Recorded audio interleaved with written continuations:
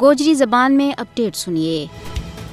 ہندوستانی غاصب حکومت اپنے زیر تسلط جموں کشمیر میں آزادی پسند عوام نہ ڈرا دھمکا کے اور قتل کر کے اپنا حق تو دستبردار کن کی ناکام کوششوں میں مصروف ہے۔ غاصب بھارتی فوج کی سے جواب دہی کا خوف تو بغیر روزانہ کی بنیاد پر انسانی حقوق کی سنگین پامالی کر رہی ہے۔ دفعہ 370 کی منسوخی تو بعد کشمیر میں انسانی حقوق کی پامالیاں میں بے تحاشا بادو ہو گیا ہے۔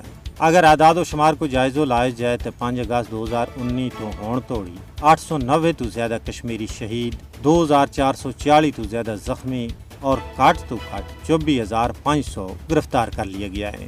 مودی کی فسطائی حکومت کشمیریوں کی آزادی کی مقدس جد و جہد نہ سخت اقدامات کے ذریعے دبان کی کوشش کر رہی ہے۔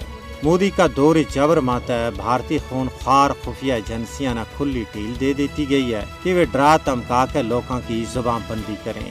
بے شک کی بنیاد پر لوگوں نہ گرفتار کر کے پس سے دیواریں زندہ کر رہی ہیں۔ کشمیر اس وقت دنیا کی سب تو بڑی فوجی چھاونی بن گئی ہے۔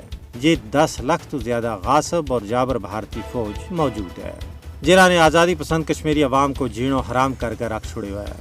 بھارت کشمیر کا آزادی پسندوں پر ظلم کر کے نہ صرف اپنا آئین و قانون بلکہ بین الاقوامی قوانین کی سنگین خلاف ورزی کر رہے ہوئے ہے۔ کشمیر میں انسانی حقوق کی بگڑتی ہوئی صورتحال کو براہ راست تعلق کشمیر کا نہ حل ہونے والا تنازع نال ہے۔ بھارت کا پرانا نیتا نے بین الاقوامی برادری کے سامنے قضیہ کشمیر کا حوالہ نال جڑا وعدہ کیا اگر ان کی پاسداری کی جاتی اور اقوام متحدہ کی قراردادوں کے مطابق مسئلہ کشمیر نہ حل کیا جاتا تو آج نہ صرف کشمیر بلکہ پورو جنوبی ایشیا امن کو گہوارو ہوتا۔